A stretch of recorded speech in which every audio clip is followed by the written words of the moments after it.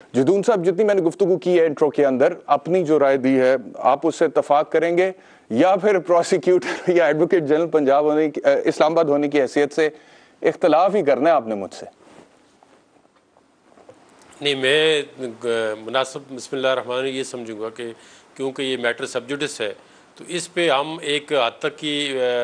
बात कर सकते हैं, और वो बात करें जो पब्लिक अवेयरनेस के लिए हो, ना कि हम ऐसी बात कर दें कि इससे किसी पार्टी के फंडामेंटल राइट्स जो है इफेक्ट हो जाए। वो आपको पता है कि जजमेंट जो है PLD 2019 सुप्रीम कोर्ट 1 जो है वो आई है, तो उसमें अपने सुप्रीम कोर्ट ने ये डायरेक्शन दी है कि कोड ऑफ कंडक्ट जो है वो मीडिया के लिए भी है, मेरे लिए भी है, आपके जितने भी हमारे इसमें पार्टिसिपेंट हैं उनके लिए, कि कोई ऐसी बात ना हो जिसमें कोर्ट के अंदर जो पार्टीज़ हैं उनके राइट इफ़ेक्ट हो जाए। और मेरी जो पोजीशन है वो बहुत ज़्यादा, क्योंकि मैं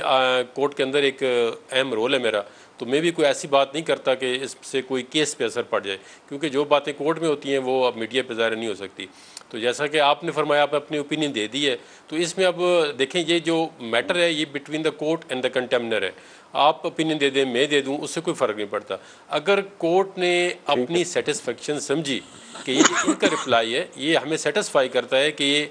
आइंदा मुतात रहेंगे या आइंदा ऐसा काम नहीं करेंगे, तो ये ज़ाहिर है अब ये, और मैं अरशाद भट्टी साहब इत्तेफाक फरमाएंगे, उन्होंने किसी प्रोग्राम में मैं सुन रहा था कहा भी है कि अतर मिनल्ला साहब ने बड़ी स्पैरिंगली जो है ना कंटेम्प्ट ऑफ कोर्ट की है, मतलब बहुत ही एक इंतहा तक पहुँच के उन्होंने काफ़ी कोशिश की है। और एक जो इनकी अपनी जजमेंट है फरदौस आशिक अवान वर्सेस स्टेट, तो उसमें उन्होंने कंटेम्प्ट की, उन्होंने कहा था कि इन्होंने कंटेम्प्ट की है लेकिन शॉर्ट ऑफ एनी पनिशमेंट, उन्होंने फिर उनको पनिशमेंट भी कोई नहीं दी, यानी कि उनको एक सेकंड के लिए भी नहीं कहा कि till rising of the court आप बैठ जाएं या कुछ कर रहे, तो उन्होंने एक मतलब लार्जर हार्ट, मतलब एक बड़ा दिल रखते हुए उनको कुछ नहीं कहा। तो अब इस मामले में थोड़ा सा ये है कि अब इमरान खान के खिलाफ और भी कंटेम्प्ट। जी जी जी फरमाइए। मैं आप सही कह रहे हैं कि आप, और वैसे भी हर बंदे को एहतराम करना चाहिए, सब्जुडिस मैटर है, मैं भी उसका एहतराम कर रहा हूँ,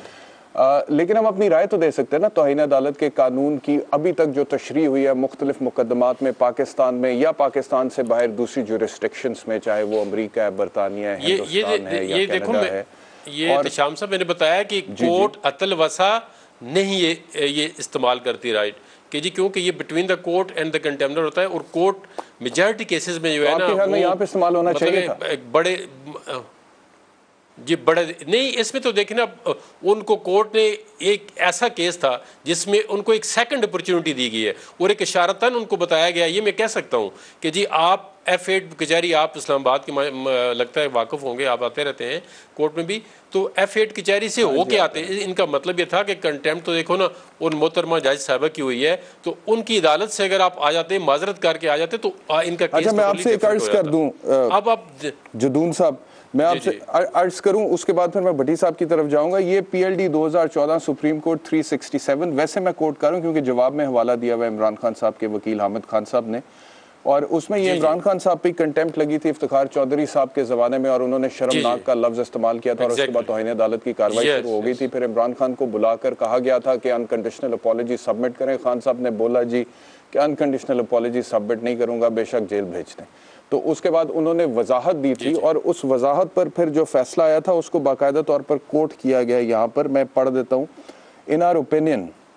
ये सुप्रीम कोर्ट कह रहा है, the submission of N unconditional apology by the alleged contemner in every case is neither a condition precedent nor a point of ego or prestige for the courts, which practice is to be adhered to in each case as a rule of thumb before discharging the notice. Similarly,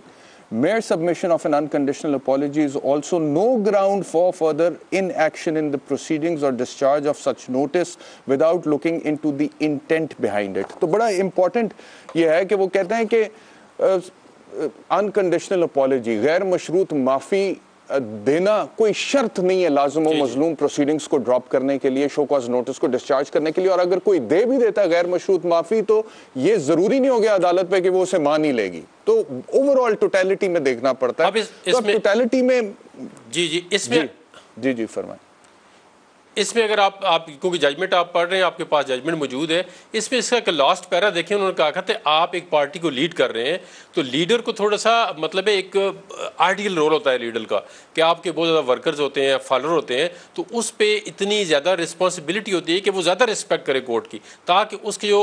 down the line जो stream के अंदर लोग आते हैं या उनको एक बहुत बड़े लोग सुनते हैं, देखते हैं, एक बहुत बड़ी पार्टी को वो लीड कर रहे हैं। तो उन्होंने ये पैराग्राफ आखिर में आप पढ़ी तो उन्होंने लिखा था कि आप इस मतलब लिहाज से देखें तो आपको ज़्यादा मुतात रहना चाहिए, और आइंदा के लिए भी उनको डायरेक्शन थी कि आप इस मामला में ज़्यादा मुतात रहें, कि आप ऐसे अल्फाज ना यूज़ करें। अब आप देखें इलेक्शन कमीशन को देखें, फिर जो आप देखें जी गवर्नमेंट की जो एजेंसीज़ हैं, आप और मैं हूँ, कोई भी बंदा हो, अब एक देखें ना, कल